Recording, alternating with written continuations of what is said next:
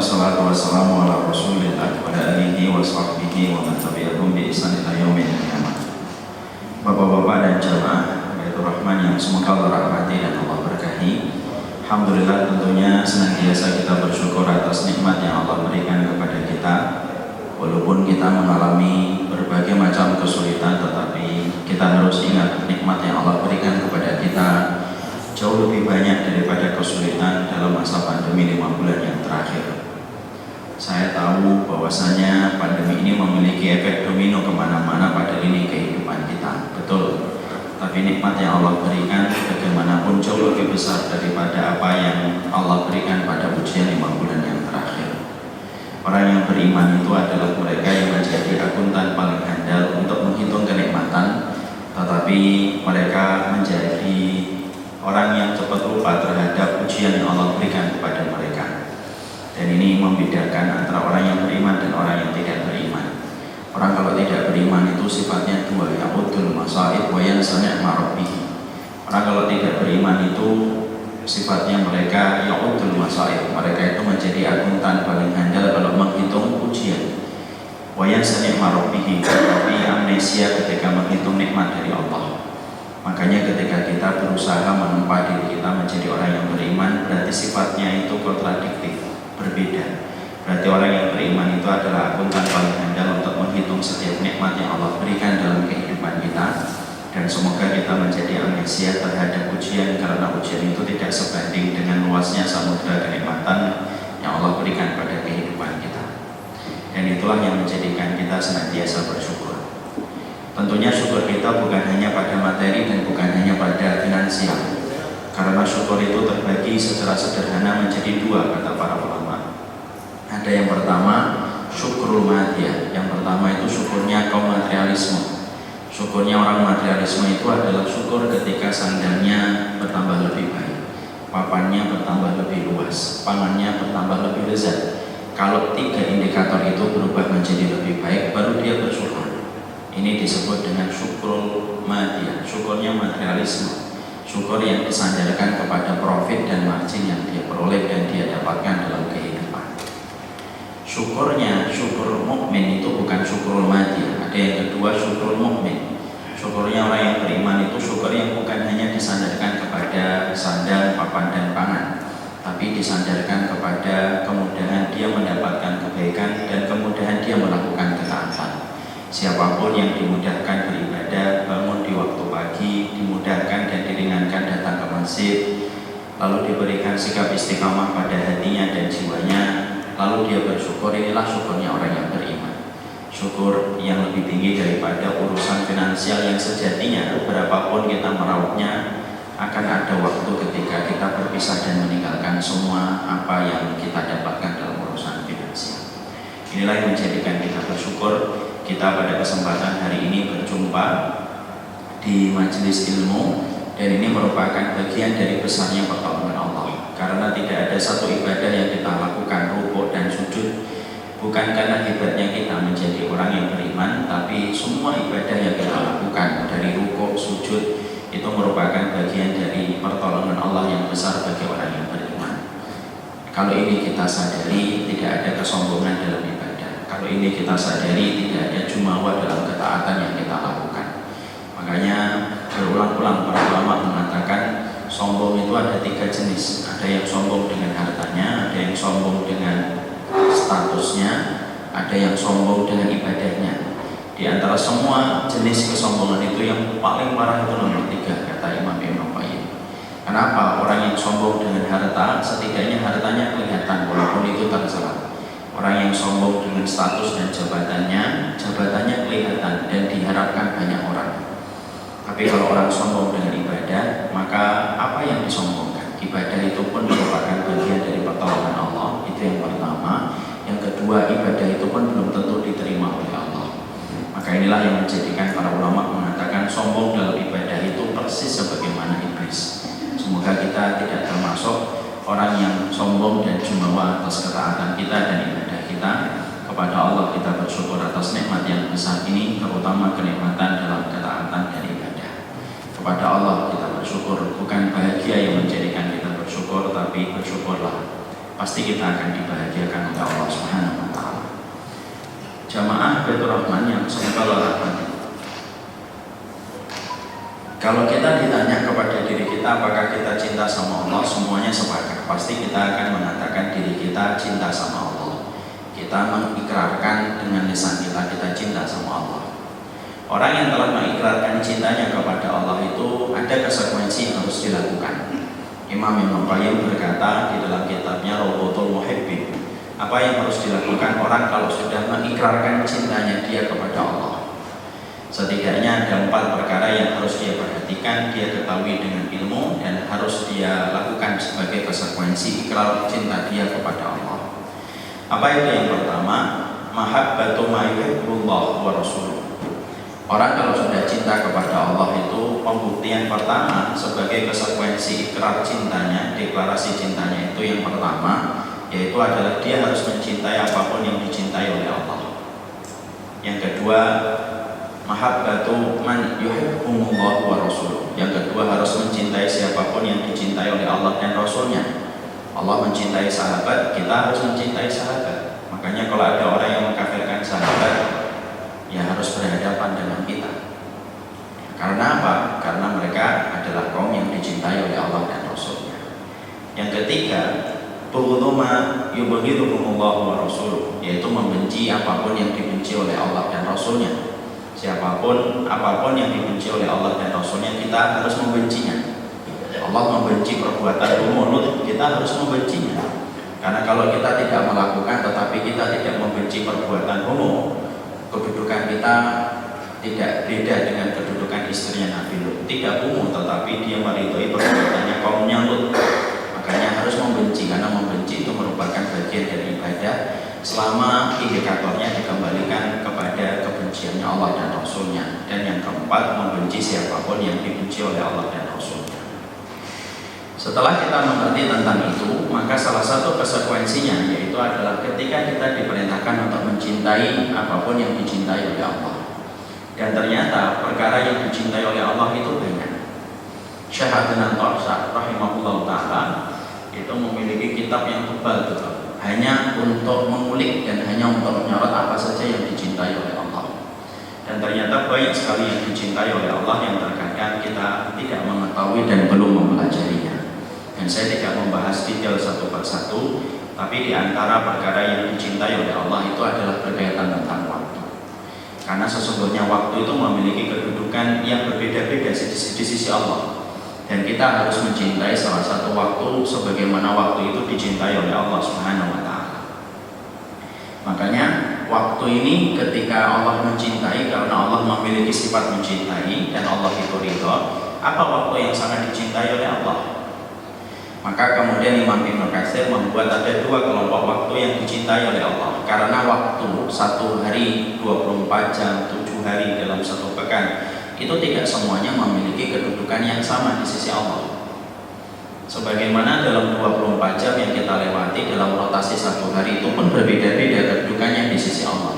Makanya kita kalau istighfar sebelum subuh itu beda kedudukannya dan posisi kita, pahalanya dibandingkan kita istighfar jam 1 siang. Kita istighfar ataupun kita dzikir habis subuh itu berbeda dengan dzikir habis isya. Kenapa? Waktu itu berbeda-beda kedudukannya di sisi Allah. Sebagaimana kalau boleh kita mengambil analogi, Indonesia itu memiliki waktu-waktu yang memiliki historis. Tanggal 17 Agustus tidak sama dengan tanggal 1 Agustus atau 2 Agustus. Kenapa? 17 Agustus merupakan hari kemerdekaan. Makanya gerasi diberikan besar-besaran kepada narapidana pada tanggal 17. Kenapa 17 itu diberikan gerasi besar-besaran kepada narapidana? Karena histori pada tanggal 17 tidak sama dengan histori pada tanggal 1, 2, 3, 4 Agustus. Itu analogi. Maka sama pula waktu juga beda-beda kedudukannya di sisi Allah. Dan kita harus mengerti waktu apa saja yang dicintai oleh Allah. Karena investasi akhirat itu sangat tergantung pada waktu, sebagaimana investasi bisnis tergantung pada kondisi waktu. Makanya Bapak masih ingat tahun awal-awal 2000-an investasi paling tepat saat itu properti. Tahun 2007, 2006 investasi paling tepat itu adalah besi. Pak Ustaz tahu, karena saya dulu pernah main besi dan bangkrutnya. Saya pernah majunya dan mengalami amruhnya. Maka itu sangat dipengaruhi oleh waktu. Sama pula bahwasanya investasi kita ketika kita menjadi perindu surga itu diantara yang kita harus perhatikan bukan hanya dalilnya. Yang kita perhatikan bukan hanya kondisi hatinya pada pusaran keikhlasan, tapi salah satu yang kita perhatikan itu adalah bagaimana waktunya, karena waktu sangat mempengaruhi. Makanya ini pula yang menjadikan akhirnya Imam Ibnu Katsir itu berkata, di antara 1 tahun yang Allah putarkan semenjak matahari terbit dan digantikan rembulan setiap harinya, maka ada 2 kelompok waktu yang memiliki kedudukan yang besar di sisi Allah. Yang pertama Ramadan, yang kedua adalah Asyhurul Hurum. Dan Asyhurul Hurum ini ada 4, yang disebutkan 3 berurutan dan 1 yang tidak berurutan. Rajab, Dzulqa'dah, Dzulhijjah dan Muharram. Dan ini memiliki kedudukan yang besar di sisi Allah Subhanahu wa taala.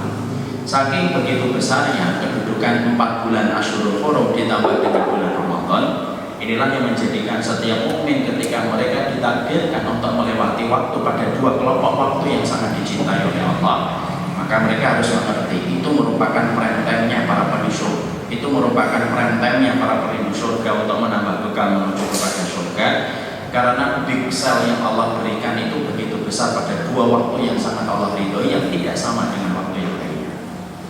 Makanya contohnya Dzulhijjah, kita menuntut ilmu pada waktu di bulan Dzulhijjah pada tanggal 10-nya itu berbeda betul dengan kita menuntut ilmu pada bulan Safar.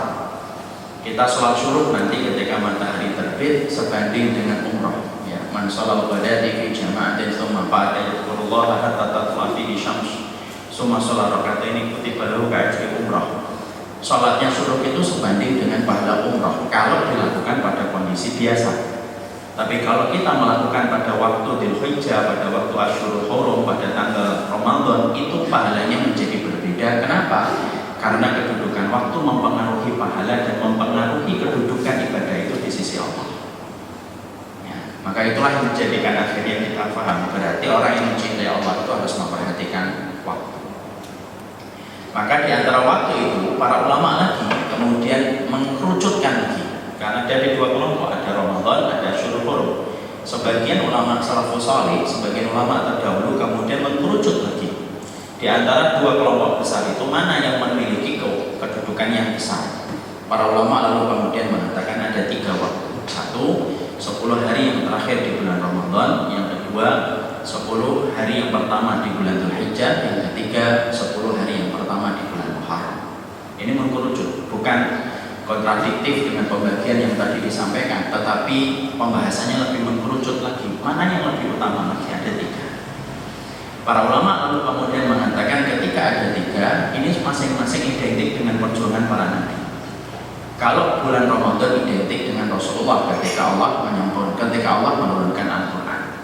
Ketika bulan Dzulhijjah identik dengan Nabi Ibrahim, karena memang Dzulhijjah itu identik dengan Ibrahim, identik dengan Nabi Ismail, walaupun tanpa menafikan ada kulturnya Rasulullah yang nanti kita juga akan terangkan. Yang ketiga yaitu bulan Muharram. Bulan Muharram itu identik dengan siapa? Bulannya Nabi Musa, karena beliau diselamatkan dari Fir'aun dan dimenangkan Musa dengan tenggelamnya Fir'aun itu pada tanggal 10 sampai kita diperintahkan untuk puasa Asyura dari Tasu'a 9, 10 dan 11 kalau kemudian kita ingin secara ideal. Maka itu kulturnya dekat dengan perjuangan Nabi Musa alaihi salam. Makanya akhirnya di situ kita akhirnya paham ada 3. Kalau kemudian ada 3 ini, para ulama lalu membahas lagi mana yang paling utama.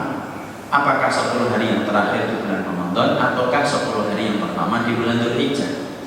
Masyarakat kita tak terkecuali saya sering melihatnya bahwasanya prime time-nya orang beriman untuk mendapatkan big sale dari Allah itu hanya pada 10 hari yang terakhir di bulan Ramadan. Kalau kita pernah memiliki pemikiran dan kesimpulan semacam ini, ternyata kurang betul. Ternyata para ulama setelah mereka mengerucutkan menjadi 3 waktu, para ulama kemudian mereka memiliki penjelasan dan penjabaran mana yang lebih utama antara 10 hari yang terakhir dengan 10 hari yang pertama di bulan Dzulhijjah. Masing-masing menyampaikan dalil, masing-masing menyampaikan hujjah. Dan tentunya kalau hujjah sudah disampaikan, kewajiban kita menghormati. Berbeda itu biasa Pak, yang diharamkan itu bertikai dan bermusuhan. Dan sebagian para ulama kemudian mengatakan yang paling utama tetap 10 hari yang terakhir di bulan Ramadan, karena kedudukan Quran yang diturunkan pada 10 hari yang terakhir itu. Sebagian mengatakan adalah bulan Dzulhijjah karena keumuman pada hadis yang diriwayatkan oleh Imam Bukhari. Dari pendapat para ulama itu saya mengambil madhab al-jam', yaitu adalah yang menggabungkan. Gimana para ulama yang menggabungkan di antara dua dalil yang memiliki keutamaan Ramadan atau yang memiliki keutamaan Dzulhijjah, jamaknya, menggabungkannya. Dan ini pekerjaan para ahli ilmi. Kita ini bukan ahli ilmi, kita ini thalibul ilmi. Makanya kalau kita thalibul ilmi jangan sok menjadi ahli ilmi. Penyakitnya orang hari ini itu apa Pak? Jamaah, murid, tapi lagaknya kayak ahli ilmi, suka memfatwakan sesat dengan begitu gampang, modal kopas dan modal apa yang dia share itu. Dan itu musibah. Para ahli ilmi kemudian membuat jamak, membuat kemudian digabungkan. Dan pendapat ini yang saya ambil. Apa itu? Sesungguhnya kalau menilik kepada malamnya, tidak ada malam yang paling utama kecuali malam 10 hari yang terakhir di bulan Ramadan, yang identik dengan iktikafnya kita, yang identik dengan Rasulullah ketika beliau idza dakhala al-ashr ay qada ahlahu wa ahya lailahu, yang mana Rasulullah itu kalau sudah memasuki 10 hari yang terakhir di bulan Ramadan membangun malamnya lebih panjang, syadda mizarahu, mengencangkan sarungnya, membangunkan keluarganya lebih pagi. Karena apa Rasulullah melakukan itu pada 10 hari yang pertama? Kalau melihat malam Pak, tidak ada bintang dan tidak ada rembulan yang paling baik kecuali adalah rembulan dan bintang pada 10 hari yang terakhir. Dan tidak ada begadang yang paling dianjurkan kecuali begadang ketika 10 hari yang terakhir. Saya dan Bapak begadang di luar bulan Ramadan makruh hukumnya. Habis sisa tidur Pak. Sunnahnya begitu. Habis sisa pulang dengerin apa yang diceritakan istri selama seharian, itu sunnah. Walaupun terkadang yang diceritakan itu saja tidak apa-apa didengar. Dan itu sunnahnya Rasulullah kalau habis isya. Tapi 10 hari yang terakhir tidak ada begadang yang paling dicintai oleh Allah dan Rasulnya kecuali begadang 10 hari yang terakhir di bulan Ramadan. Karena kalau menilik malamnya, malam yang paling utama 10 hari yang terakhir di bulan Ramadan. Kalau menilik kepada terik matahari yang paling dicintai oleh Allah, yaitu adalah 10 hari yang pertama di bulan Dzulhijjah. Makanya berdasarkan kepada apa yang disampaikan oleh Rasulullah SAW dalam satu hadis riwayat Bukhari, ketika Rasulullah SAW mengatakan, "Ma min ayyamin al-amalu shalih fiha habba ila Allah min hadhihi al-ayyamin ashr." Walal jihad ya Rasulullah, walal jihad illa anna al-mujahid kharaja bi nafsihi wa malihi falam yaji minhu dhalika syai'un. Sampai Rasulullah mengatakan dalam satu hadis riwayat Bukhari, tidak ada amal yang paling dicintai oleh Allah kecuali amal yang ditunaikan pada 10 hari yang pertama pada bulan Dzulhijjah, pada hari-hari itu. Ketika para sahabat mendengar Nabi mengucapkan sabdanya menggunakan kata ahabba itu tafdil, ismu tafdil. Kalau bahasa Inggrisnya itu superlatifnya.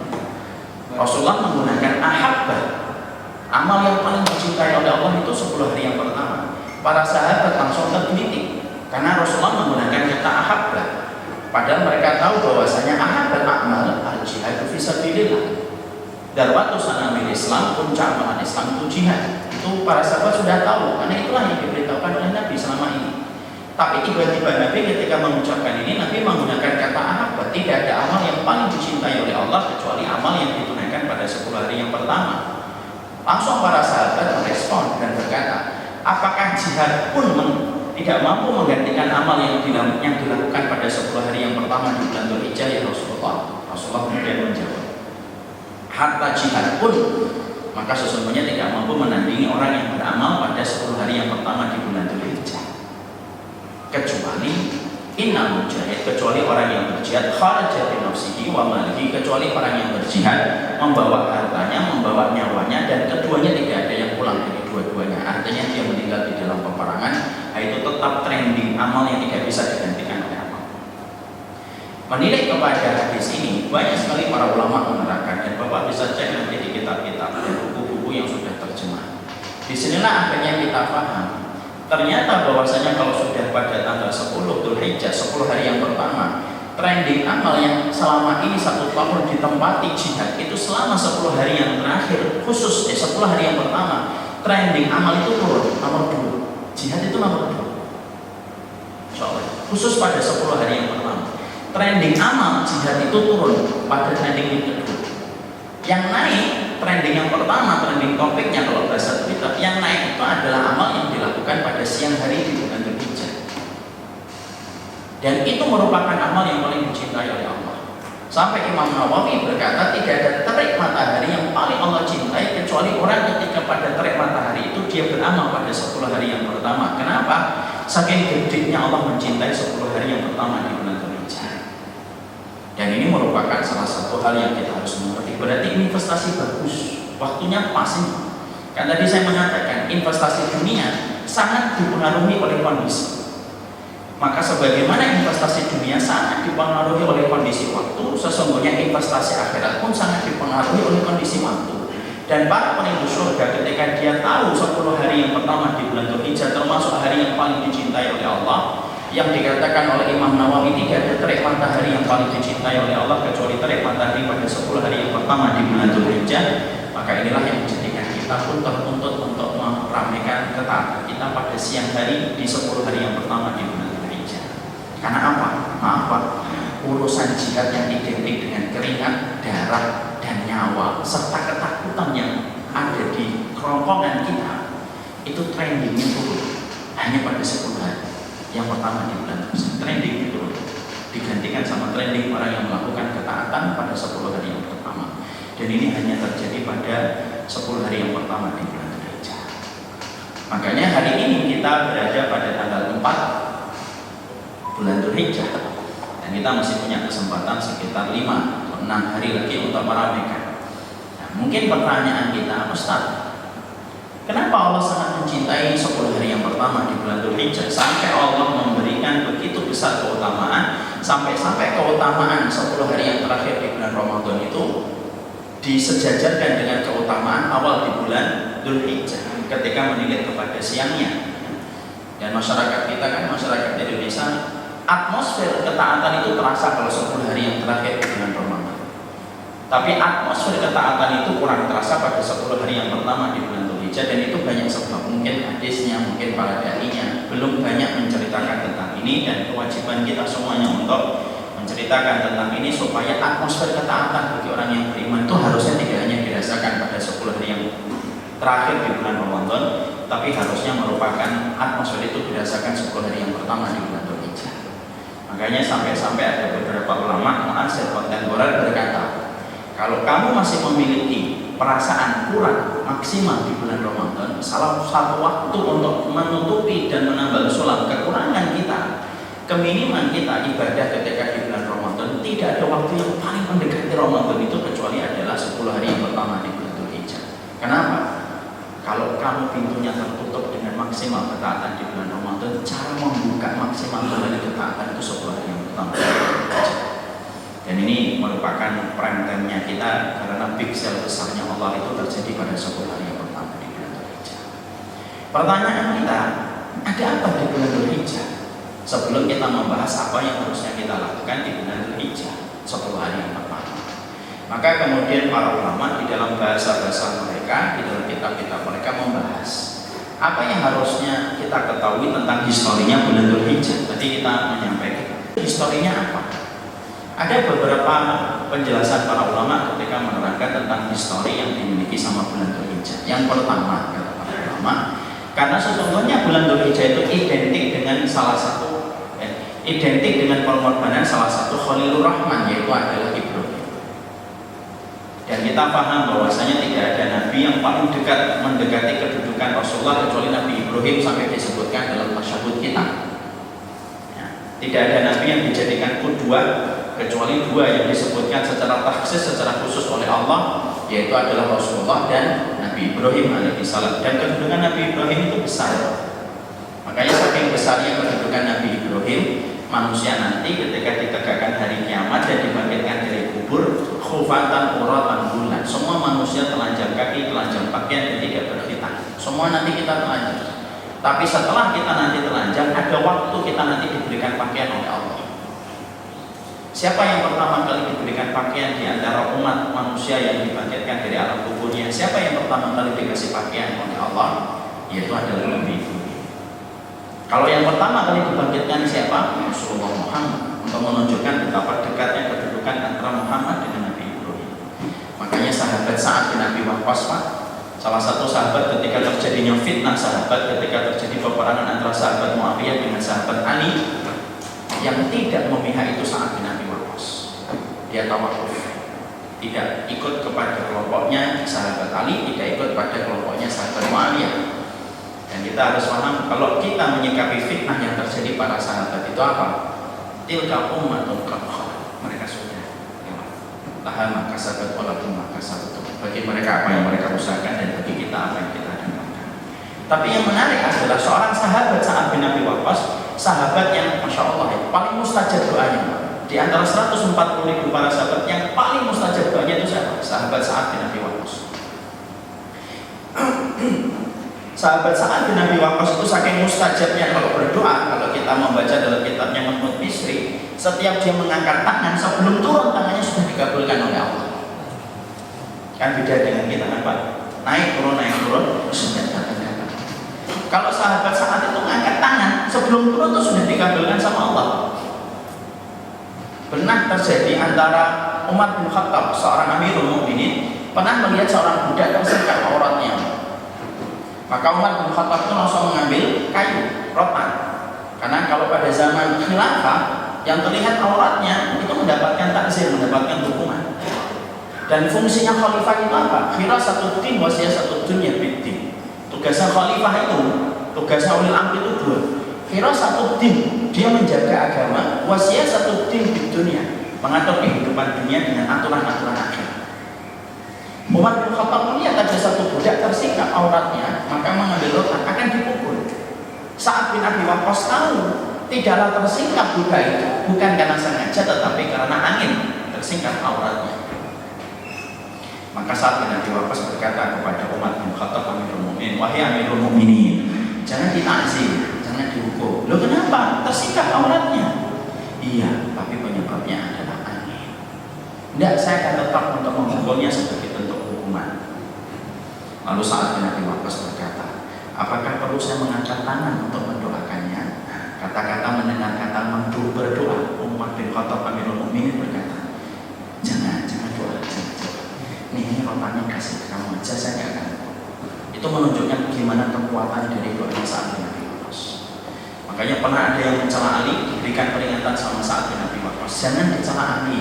Saya tahu bagaimana saksiannya Ali bin Abi Thalib. Tapi orang itu tetap mencela Ali bin Abi Thalib di atas kudanya. Lalu Ali bin Abi Thalib, lalu Sa'ad bin Abi Waqqas mengangkat tangan, sebelum turun, orang yang mencela Ali terlempar dari kudanya. Itulah kekuatan seorang sahabat Sa'ad bin Abi Waqqas kalau berdoa. Makanya kalau sahabat Sa'ad bin Abi Waqqas masih hidup, mungkin tidak ada jamaah di sini, karena semuanya akan ngantri di rumahnya sahabat Sa'ad bin Abi Waqqas untuk didoakan. Dan ketika terjadi fitnah, perhatikan ini untuk merujuk kepada keutamanya Nabi Ibrahim. Dan ketika terjadi fitnah, sahabat Sa'ad itu bingung, saya ini harus membela yang mana? Apakah saya harus bergabung kepada kelompoknya Ali, ataukah saya harus bergabung kepada kelompoknya Muawiyah? Dan beliau meminta supaya diberikan petunjuk oleh Allah. Tidur, Pak, ditidurkan sama Allah, bermimpi. Apa mimpinya?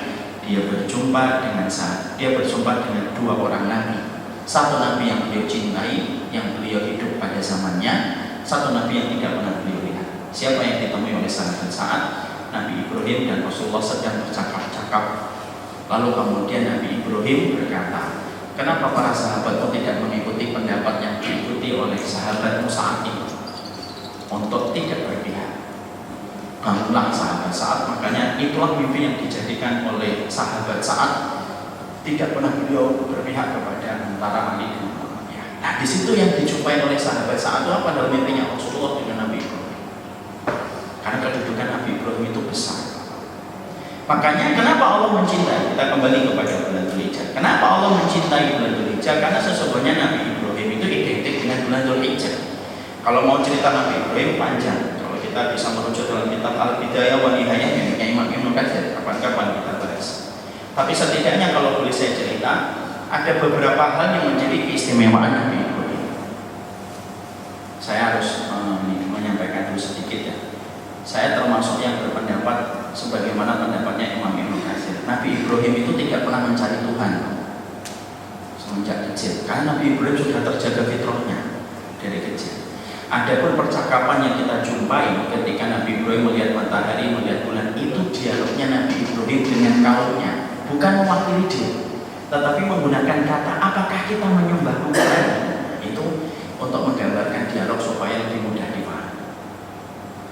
Nabi Ibrahim sendiri pertama kali dakwahnya di Babilonia, sekarang menjadi wilayah kekuasaan negara Irak. Negara Irak itu memang negara penuh dengan fitnah, Pak. Tapi Masya Allah keutamaannya juga besar.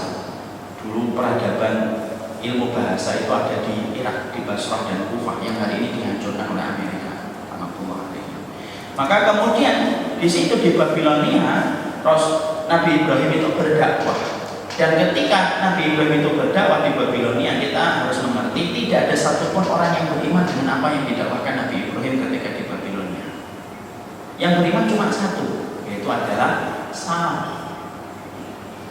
Dan Ibrahim setelah menghancurkan semua patung, maka beliau menjadi public enemy number one.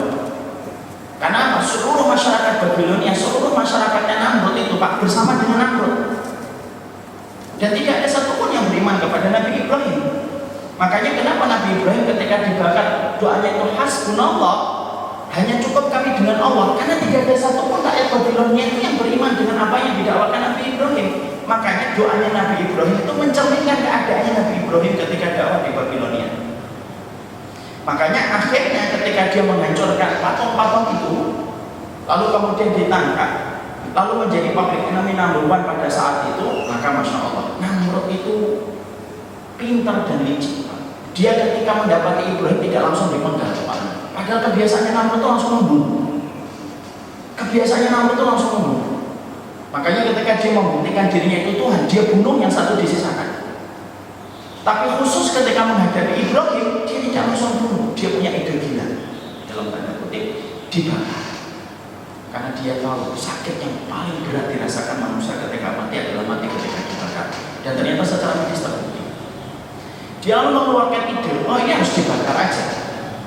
Lalu dibakar, ditumpuk, itu kemudian kayu-kayu. Kenapa ditumpuk kayu-kayu dan dibakar? Itu juga punya maksud oleh Namrud. Apa maksudnya? Supaya ketika kayu-kayu itu disusun, Ibrahim kemudian sudah diletakkan. Ketika kayu itu dibakar dari bawah, asapnya nanti ke langit, dia ingin nunggu Ibrahim untuk meminta ampun kepada Namrud. Nah, pada saat itulah Namrud ingin menegaskan kalau dia adalah Tuhan. Makanya kayu ditumpuk. Punya ide lagi Namrud itu. Apa idenya? Dia mengumpulkan kolektif kayu itu dari seluruh rakyat. Jadi rakyat Babilonia itu nyumbang kayu kalau dia membuktikan benci sama Ibrahim. Sampai Imam Ibnu Katsir di dalam Al-Bidayah wa Nihayah menerangkan bahwasanya ada satu nenek-nenek tua yang tinggalnya di pinggir hutan, lalu kemudian dia buta. Imam Ibnu Katsir mendapatkan riwayat ini. Dia buta, tapi ketika mendengar bahwasanya Nabi Ibrahim itu akan dipenggal, akan dibakar, nenek itu kelihatan masih sedihnya. Keluarganya bertanya kepada nenek itu, kenapa kamu sedih, Nek? Ketika mendengar Ibrahim mau dibakar. Pada saat itulah akhirnya nenek itu berkata, aku sedih bukan karena Ibrahim mau dibakar, tapi aku sedih karena gara-gara aku buta tidak bisa mengumpulkan kayu untuk membakar Ibrahim. Terus saking bencinya kepada Ibrahim, nenek tua. Imam Ibnu Katsir menggunakan riwayat ini untuk menambah kepada kita pemahaman betapa bencinya rakyat Babilonia kepada Nabi Ibrahim. Sampai nenek tua di pinggir hutan pun sedih karena tidak bisa membakar untuk membakar Nabi Ibrahim. Makanya sampai akhirnya ketika Nabi Ibrahim itu dibakar dari bawah sampai Allah jadikan itu dingin. Para ulama berbeda pendapat berapa lamanya api itu dingin. Itu berbeda pendapat. Dan asap yang membakar Nabi Ibrahim itu hitam. Imam Ibnu Katsir berkata kembali, kalau gunung itu melewati kepulan asap itu, maka gunung itu akan menjadi matang karena kuatnya api yang membakar Nabi Ibrahim. Semakin kuat apinya di mata, semakin dingin Nabi Ibrahim di dalam kepulan api itu. Itulah Nabi Ibrahim. Akhirnya setelah tidak diterima di Babilonia, beliau hijrah ke Palestina. Nah, setelah kemudian di Palestina, akhirnya dicarikan istri oleh Hajar. Dicarikan istri oleh Sarah. Yang mencarikan Hajar itu ibunda Sarah. Tapi kenyataan yang terjadi setelah itu kemudian Ibunda Hajar dan Ibunda Sarah tidak rukun, cemburu Ibunda Sarah. Makanya Masya Allah, wanita itu cemburu itu tidak mengurangi iman selama cemburunya dalam kondisi yang normal. Makanya sampai kecemburuan Ibunda Sarah itu adalah, kalau saya mendapati Hajar di depan mata saya potong-potong itu kulitnya. Tuh, saking cemburunya Ibunda Hajar. Setelah kemudian ada semacam itu, datanglah perintah supaya kemudian pergi ke Bakkah, yang dikenal dengan kata Mekah. Bakkah yang itu para ulama mengambil akar kata yang beda-beda. Bakkah itu artinya saling mendorong, karena orang akan saling mendorong untuk datang ke kota Mekah. Ada yang mengambil dari kata Bakkah artinya menangis, karena pada saat itu Ibunda Hajar sempat meneteskan air mata ketika dipindah ke Bakkah. Ya, jadi akhirnya Ibunda Hajar dan Sarah dipisah oleh Nabi Ibrahim. Makanya kalau ada yang bertanya apakah poligami harus rukun, Ustaz? Ya harus rukun. Dan nggak usah nanya-nanya Pak kalau nggak berani melakukan. Jadi biarkan aja. Biarkan itu menjadi hukum fikih aja. Maka kemudian semacam yang ketawa-ketawa itu yang tadi saya sampaikan, yang ketat-ketat sebenarnya ya. Maka kemudian akhirnya pindah ke Makkah. Ini saya cerita sedikit. Ketika pindah ke Makkah, masuklah di bulan Dzulhijjah. Dan bulan Dzulhijjah itu kejadian apa? Yaitu dengan adanya perintah untuk menyembelih. Kalau kita melihat di dalam Rahibul Maktum, Nabi Ibrahim itu mengunjungi Ismail 3 kali. Ini para ulama berbeda pendapat. Ada yang mengatakan 3 kali, ada yang mengatakan 5 kali, beda-beda. Maka kemudian salah satu di antara kunjungan Nabi Ibrahim kepada Hajar dan kepada Ismail, disitulah surat Shofat yang kita tahu, ini arafil manami anni atba'aka fanzur madza tara, yaitu wahai Ismail, aku melihatmu dalam kondisi aku menyembelihmu. Nah, itu mimpi Pak, terjadi pada tanggal 7 Dzulhijjah malam. Pada tanggal 7 Dzulhijjah malam. Tanggal 8 Dzulhijjah pagi, kata Imam Ibnu Katsir, pada tanggal 8 Dzulhijjah pagi, maka pada saat itu Nabi Ibrahim bingung. Apakah mimpinya datang dari Allah atau datang dari syaitan? Tanggal 8 Dzulhijjah. Makanya dinamakan hari Tarwiyah. Tarwiyah itu akar kata dari kata merenung. Karena saat itu Nabi Ibrahim itu merenung. Itu mimpinya datang dari Allah atau datang dari syaitan. Ani atba'uka fanzur madza tara itu tanggal 7. Tanggal 8 Nabi Ibrahim merenung. Belum cerita ke Ismail, belum cerita ke Hajar. Makanya tanggal 8 disebut hari Tarwiyah karena pada saat itu perenungan yang dilakukan oleh Nabi Ibrahim. Kemudian Nabi Ibrahim siang meminta kembali petunjuk kepada Allah, apakah mimpinya itu datang dari Engkau ya Allah ataukah datang dari bisikan syaitan. Kan kita tahu mimpi itu datang dari 3. Kalau nggak datang dari Allah, ya datang dari syaitan dalam riwayat Muslim. Kalau nggak datang dari syaitan, datang dari apa yang sering kita pikirkan. Jadi kalau Bapak misalkan tiba-tiba mimpi makan cilok, itu mungkin makan cilok tapi nggak dibolehin. Hanya terbawa mimpi. Tapi kedua bisa datang dari Allah, bisa datang dari syaitan. Makanya akhirnya pada tanggal 8 yang akhirnya kita mengenalnya dengan hari Tarwiyah, karena pada saat itu Nabi Ibrahim itu merenung, maka akhirnya malamnya mimpi kembali tanggal 8 itu. Mimpi itu untuk mengabulkan apa yang disebutkan Nabi Ibrahim, ya Allah kalau ini mimpi datang darimu, mimpikan aku yang sama persis dengan mimpi yang aku jumpai satu malam sebelumnya. Allah kabulkan. Pada tanggal 8 malam bermimpi kembali. Kemudian pada tanggal 9 Dzulhijjah, makanya disebut dengan hari Arafah. Kenapa disebut dengan hari Arafah? Diambil dari kata Arafah, yaitu artinya tahu kalau mimpinya itu datang dari Allah, bukan datang dari syaitan. Ada yang menarik dari apa yang disampaikan oleh Imam Ibnu Katsir. Tanggal 9 Dzulhijjah merupakan hari paling sibuk iblis ketika membangun kerajaannya, semenjak membangun kerajaannya di atas air. Karena kerajaan iblis itu tidak sama dengan kedudukan wilayah kita, Pak. Wilayah kita di atas muka bumi. Tapi kalau iblis wa kana arshuhu 'alal ma', hadis riwayat Muslim. Kerajaannya iblis itu di atas air.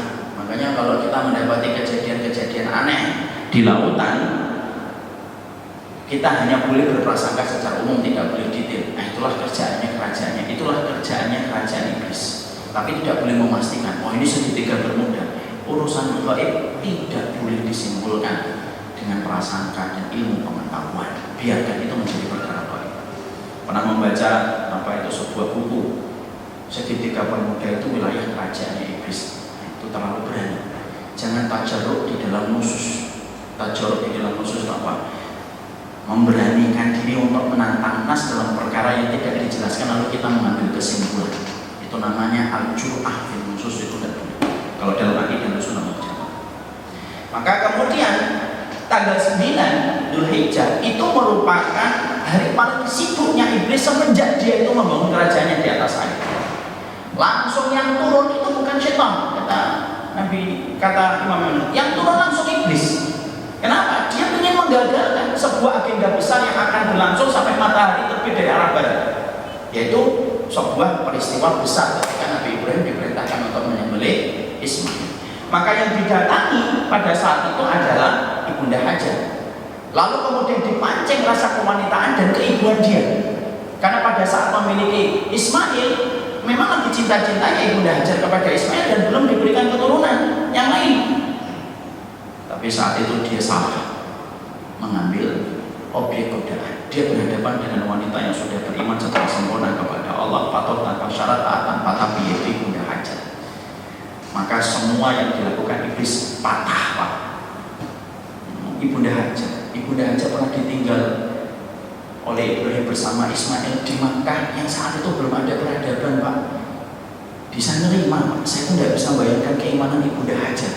Dibawa Nabi Ibrahim ke Makkah, hanya ditinggalkan beberapa liter air dengan kemah kecil di sebuah tempat yang saat itu belum menjadi pusat peradaban karena belum ada air. Dan ketika Nabi Ibrahim menaiki kudanya untuk menuju ke arah Palestina, dia ditinggalkan berdua. Coba kalau wanita hari ini ditinggal di tempat kayak gitu, Pak. Apa yang komentar wanita? Kamu sehat nih, saya di sini. Ibunda Hajar itu Masya Allah. Dia cuma berkata, apakah ini datang dari perintah Rabbku? Iya, datang dari perintah Rabbku. Diam langsung Ibunda Hajar. Makanya ketika iblis menggoda Hajar, patah dia godaannya. Lalu dia mendatangi Nabi Ibrahim. Lalu dilempari dengan kerikil yang menjadi syariat pelemparan jumroh. Dilempari kerikil, datang kepada Ismail, dan itu pun patah. Dan akhirnya mereka antara Ibrahim dan Ismail, ketika iblis tidak lagi mampu bergoda, tidak lagi kemudian mampu untuk menggoda mereka, membatalkan perintah Ilahi, pada saat itulah kemudian iblis kembali dalam kondisi dia bersedih ketika gagal untuk membatalkan perintahnya Allah kepada Nabi Ibrahim untuk menyembelih Ismail. Itu salah satu ibadah yang paling Allah cintai, Pak, di antara seluruh umat manusia yang pernah Allah ciptakan. Pembuktian seorang Ibrahim kepada Allah ketika dia disebut Khalilur Rahman. Salah satu indikator kenapa disebut Khalilur Rahman, keberanian Ibrahim untuk tetap menyembelih Ismail dan kepatuhan Ismail untuk menerima itu dari bapaknya. Itu kita harus tahu kenapa disebut Khalilur Rahman. Itu di situ kita harus paham. Kenapa Abu Bakar disebut As-Siddiq, kita harus paham. Nah, itulah kemudian akhirnya mereka ada tanggal 10 kemudian mereka untuk menyembelih. Dan ketika pada waktu menyembelih ada dialog yang tidak dimaksudkan oleh Rasulullah, tidak dimasukkan oleh Allah di dalam Quran, tapi dialog itu ada pada hadis Rasulullah. Ternyata ketika akhirnya pada tanggal 10 Ismail sudah siap untuk disembelih, ternyata ada beberapa dialog langit yang luar biasa. Apa dialognya? Ismail itu berkata kepada Ibrahim, wahai ayahku, sisingkan bajumu supaya nanti ketika kamu menyembelihku cipratan darah tidak mengenai kepada lengan bajumu, yang membuat ibuku melihat dan akan bersedih terhadap ketentuan takdir ini. Makanya Nabi Ibrahim menyingsingkan bajunya. Wahai ayahku, tolong ikat kakiku dan tanganku supaya aku tidak bergerak-gerak, karena aku khawatir kalau aku bergerak-gerak menunjukkan aku ini tidak pasrah dengan apa yang Allah berikan perintahnya. Diikat itu, Pak, akhirnya. Lalu kemudian diperintahkan tutup mataku. Itu semuanya dialog luar biasa. Sampai akhirnya terjadilah apa yang terjadi ketika akhirnya Nabi Ibrahim menyembelih Ismail. Maka pada saat itulah akhirnya kita paham kenapa bulan Dzulhijjah sangat dicintai oleh Allah. Pembuktian dari dua manusia yang memberikan kepatuhan tanpa syarat, ketaatan tanpa tapi, itulah yang menjadikan 10 hari yang pertama di bulan Dzulhijjah terahmat amat istimewa. Disitulah kita paham, Pak, iman dengan rasa patuh dan tunduknya itu sebagaimana gula dengan rasa manisnya, tidak bisa dipisah. Makanya merayakan Idul Adha itu merayakan hari kepatuhan dan ketundukan manusia kepada Allah. Saya tidak bisa membayangkan itu kalau kejadian Nabi Ibrahim terjadi hari ini. Berapa banyak narasi yang akan dibangun oleh buzzer, dibangun oleh media untuk mendiskreditkan betapa bodohnya Ibrahim ketika menyembelih Ismail. Gara-gara telepon aja rame hari ini. Padahal siapa yang membuat meme telepon itu juga nggak ada yang tahu sampai sekarang. Nah itu yang menjadikan akhirnya kita paham. Itulah menjadi alasan kenapa 10 hari yang pertama di bulan Dzulhijjah sangat dicintai oleh Allah. Makanya Masya Allah sejarahnya Nabi Ibrahim itu dalam banget. Mungkin ada ustaz yang nanti harus menyampaikan sejarahnya Nabi Ibrahim secara detail supaya kita paham keutamaan bulan Dzulhijjah. Yang kedua, kenapa Allah mencintai 10 hari yang pertama di bulan Dzulhijjah? Bukan hanya karena Nabi Ibrahim sudah jam 6. Saya ini baru mukaddimah. Belum korban ya. Ya dan tidak apa-apa.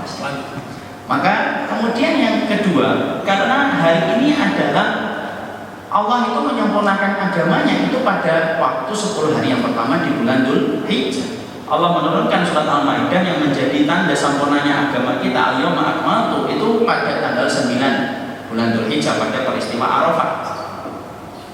Itu merupakan tempat yang besar karena Allah sudah menyempurnakan agama ini. Sampai orang Yahudi itu berkata, kalau surat Al-Maidah ayat yang ketiga turun kepada kami, latakhotna hu'idan.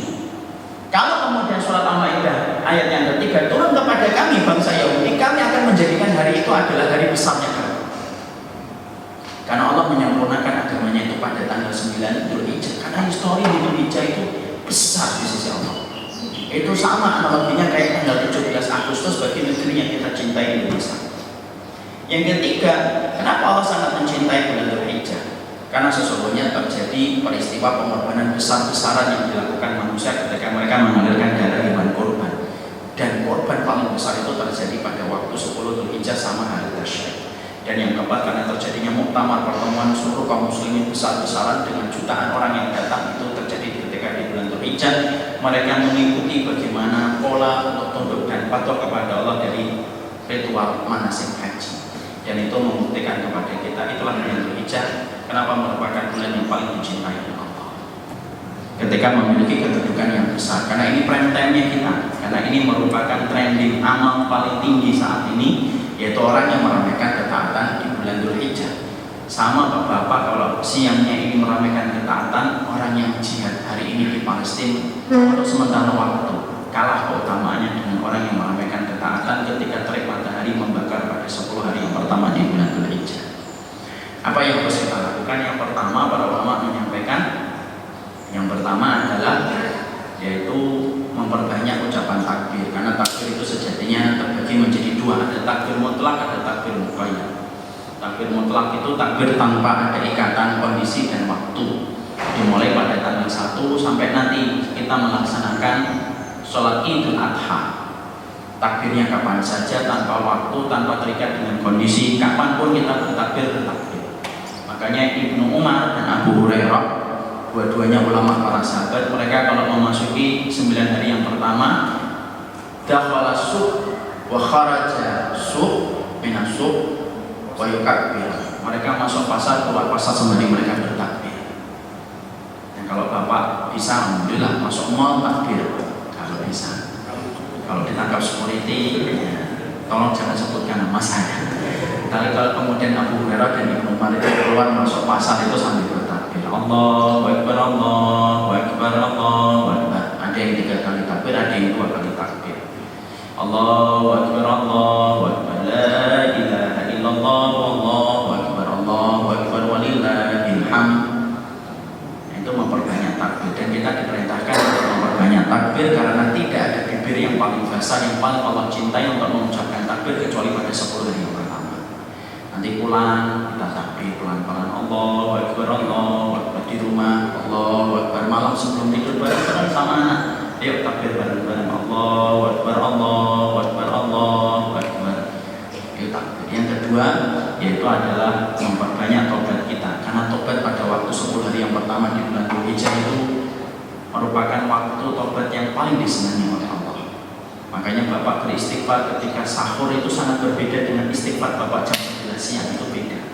Makanya waktu sahur itu identik dengan ibadah beristighfar. Wabil asharihu istighfar.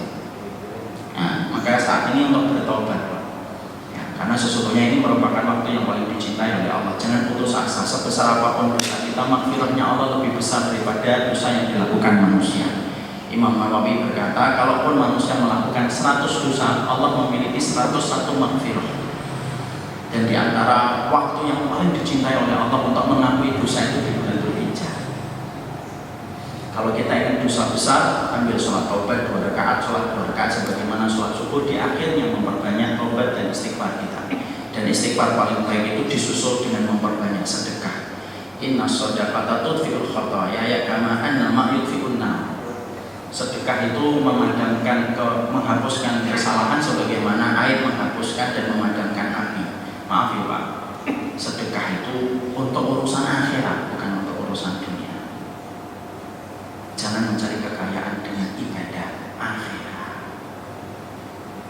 Meniapkan sedekah, sholat duha untuk kekayaan itu tidak benar. Sedekahmu, sholat malammu, dakwahmu untuk ibadah akhirat kita yang lebih baik. Karena semua syariat ibadah akhirat itu untuk membangun rumah kita di surga yang kita datangi. Dan Allah tidak pernah membagi dunia berdasarkan ibadah. Kalau Allah membagi dunia berdasarkan ibadah, orang kafir tidak ada yang punya rumah, karena mereka tidak pernah beribadah kepada Allah. Tapi kenapa banyak orang kafir mereka diberikan dunia yang lebih lapang daripada kita? Karena dunia dibagi oleh Allah takarannya 50.000 tahun sebelum Allah menciptakan langit dan bumi. Ada yang kaya, itu ujian. Ada yang miskin, itu ujian. Yang kaya tidak lebih hina, yang miskin, yang kaya tidak lebih mulia, yang miskin tidak lebih hina. Makanya kalau kita mendapati ada orang yang lebih lapang dunianya daripada kita, apa yang dikatakan oleh Rasulullah? Kalau kamu menjumpai orang memiliki dunia yang sangat indah dan mempesona, katakan sama dirimu, inna Aisyah Aisyul akhirah. Kehidupan kami adalah kehidupan di akhirat. Nah, disitulah kita paham ibadah akhirat untuk akhirat. Kalau kemudian setelah sedekah kita mendapatkan ganti, itu bonus. Tapi tidak boleh dijadikan tujuan pertama. Kenapa Ustaz? Innamal a'malu binniyat. Kalau niatnya untuk dunia, proyek, urusan bisnisnya dia beribadah, ya dapat sesuai dengan niat yang dia tanam itu. Ya, saya sudah sampaikan panjang lebar. Kemudian yang berikutnya kita diperintahkan untuk memperbanyak bacaan Quran. Kalau bisa kita dekatkan pada 10 hari yang pertama ini kita menghatamkan Quran. 1 hari berarti 3 juz. Kalau mampu di siang harinya, malamnya tidak sebagaimana malam 10 hari yang terakhir, karena memang justru siangnya yang kita ini harus memperbanyak ibadah kita. Dan puncaknya yaitu adalah dengan berkorban. Ma'amila adamiyum ahabba ilallah inna min ihlaqiddah wa inna hadha ta'ati yawmal qiyamati bi ashariha wa adfariha wa inna dama la yaqa' inna Allah qabla ayaqa' ala wajhil ardi. Tidak ada amalan yang paling Allah cintai, puncaknya itu pada tanggal 10 adalah dengan berkorban.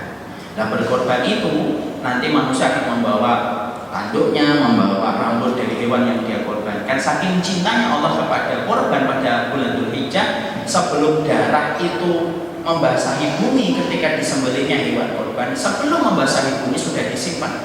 Wa inna dama la yaqa' indallah, akan disimpan di sisi Allah sebelum darah itu muncrat membasahi bumi. Padahal kalau kita perhatikan Pak, seorang penyembelih, kalau nyembelih korban, sepersekian detik darah itu sudah membasahi bumi. Tapi ternyata Allah lebih cepat daripada basahnya darah membasahi bumi, disimpan di sisi Allah untuk menunjukkan besarnya kecintaan Allah kepada mereka yang berkorban ketika pada tanggal 10. Para ulama yang berkata, Ustaz, Syekh, ada orang sedekah 100 juta, tapi ada orang yang korban dengan kambing, harganya cuma 3 juta.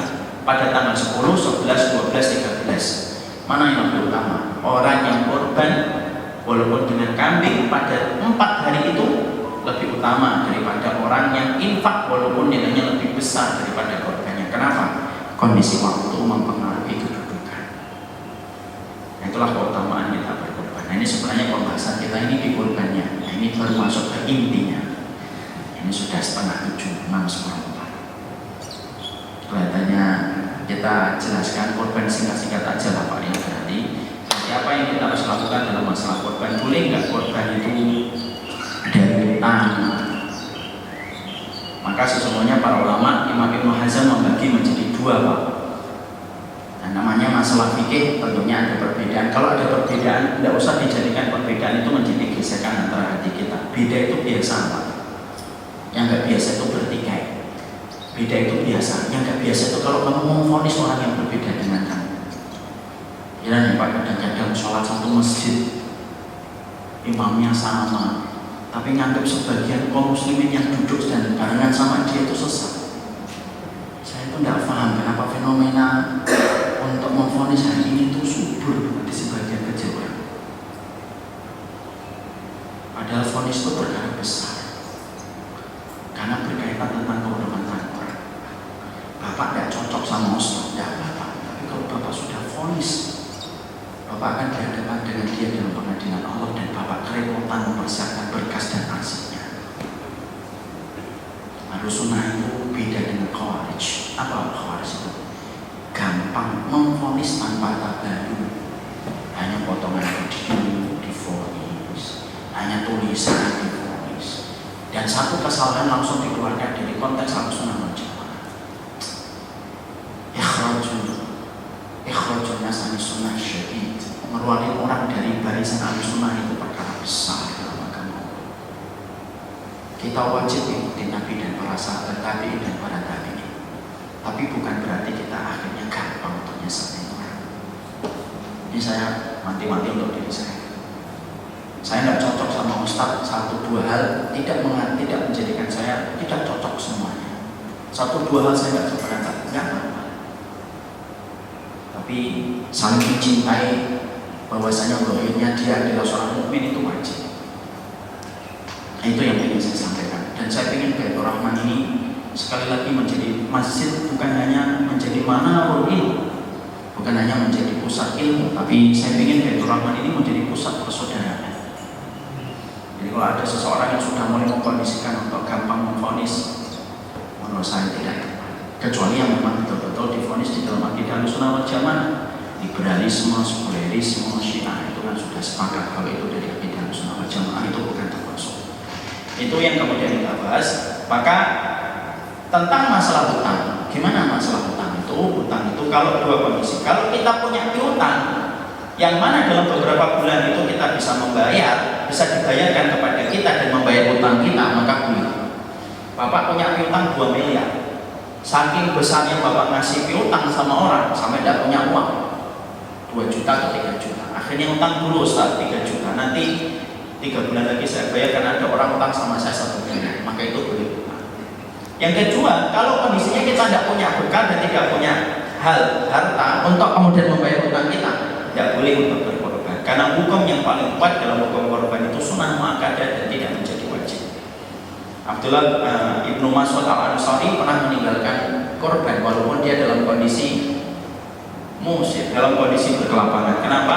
Supaya orang menyangka bahwasanya memang korban itu tidak wajib. Abu Bakar dan Umar tidak setiap tahunnya beli berkorban. Nah itu pendapat yang saya pilih, bahwasanya korban itu hukumnya sunnah